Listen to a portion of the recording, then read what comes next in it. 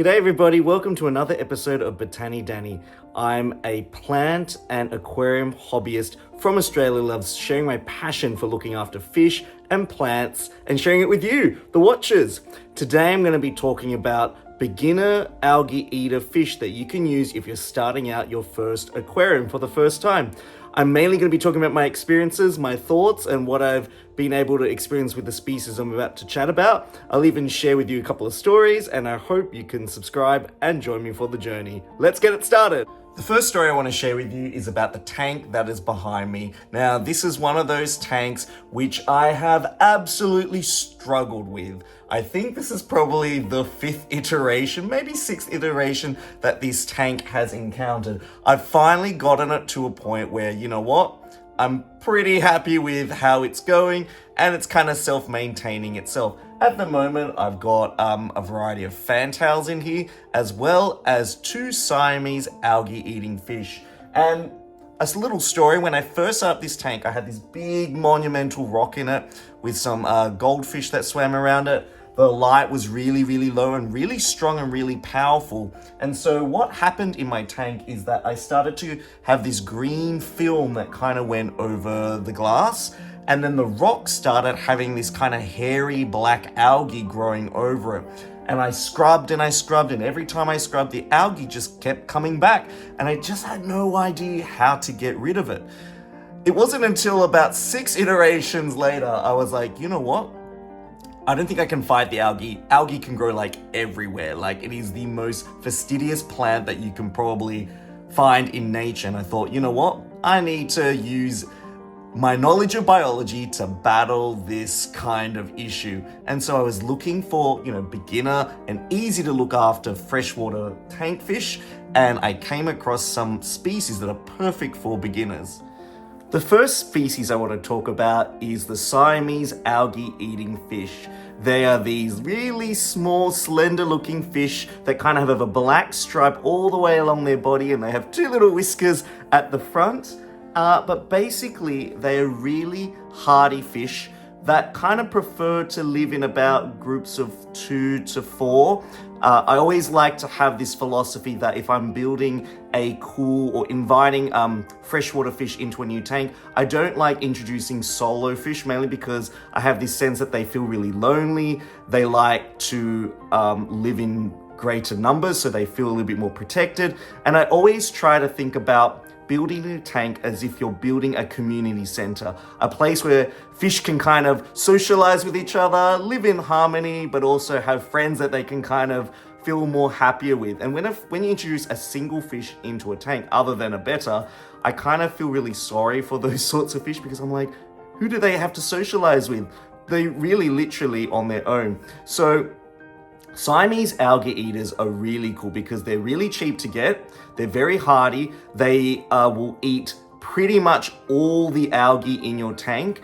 And basically, they'll eat any of the leftover food that drops as well. They'll literally spend their whole day going around the little driftwoods, going to little crevices, and sucking at all of the algae that grows there. What I really like about Siamese algae-eating fish is that you don't really have to feed them.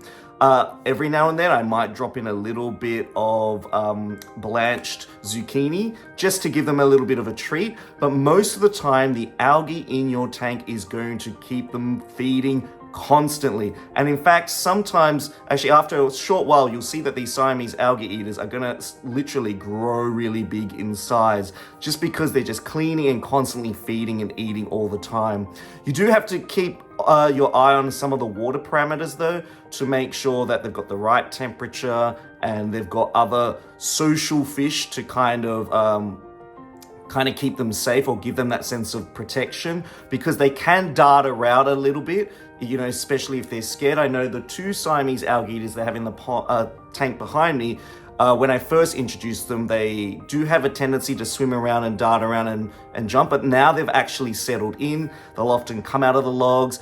Sometimes they're really hard to see because they kind of blend into the landscape. And I think they're really cool complementary algae-eating fish that can help keep some of the algae levels in your tank under control. I mean, they're not going to eliminate it altogether, but they are going to help you do that job. My next favorite beginner algae eater fish is the bristlenose pleco, and this is my albino bristlenose pleco stuck to the glass here. What I love about plecos is the fact that they're part of the catfish family. They have these little sucker mouths that they use to cling on to wood, java ferns, logs, stone, whatever surface you have inside your tank, they're going to cling onto it and suck all the biofilm and algae from the surface. What I really like about them is that they can literally live in the background, they're super friendly, and they kind of harmonize with the rest of the fish in your community tank. They're just going to be able to just feed. They're basically vegetarian fish, I guess if that's a thing, and they basically just eat all the algae that's present there. They are so fastidious that the more you have, the more that they'll be able to clean and keep your tank quite healthy. Now, there are a couple of things to note about bristlenoses. They do need places to hide. So some aquarium shops sell these little cylindrical containers which allow them to kind of tunnel in. But I've in fact found that my bristlenoses really love my filter. They love just going inside the filter. It's not always on. I've got this kind of sponge filter here which is on. But they just love crawling into the hole, eating the algae that's on the surface that accumulates there, and they happily just do that 24 hours a day, 7 days a week. I've also noticed them like clinging onto like my java ferns and eating the surface of those ferns and getting the algae off there, as well as sometimes drifting around the rocks at the bottom of my tank. I really want to, and one of my goals is to try and breed bristlenoses. And I've kind of noticed that a lot of the bristlenoses like to hide in these funny little crevices. So I bought kind of like a little chamber for them to crawl into. And I think the male bristlenoses have like whiskers or long whiskers. So I'm hoping that I'll be able to breed some bristlenoses and use those baby bristlenoses to help clean some of my other tanks. They're super friendly. They can grow to quite a large size over time, but I've got 5 bristlenoses in this tank, and so far they have absolutely brought me so much joy that, yeah, I'm still on this journey and process of discovery, of learning what they really like. Once again, I don't like just introducing one species of bristlenose into a tank. I like to introduce a group. So just having 5 of them just means there's a little bit more chance for socializing. And when one bristlenose comes up to another bristlenose, I'm like, uh-oh, are they having a conversation or are they going to avoid each other? But yeah, that's the beauty of discovering in this hobby. So what did you think of my favorite beginner algae eater fishes? If you really like this content, please consider subscribing to my channel. I basically just film everything with my phone. So yeah, if you'd like to hear more tips or just join me for my botanical journey, then definitely subscribe and check out some of the other videos on my channel. Otherwise, this is Danny signing out. I'll see you again for another green video. See you soon.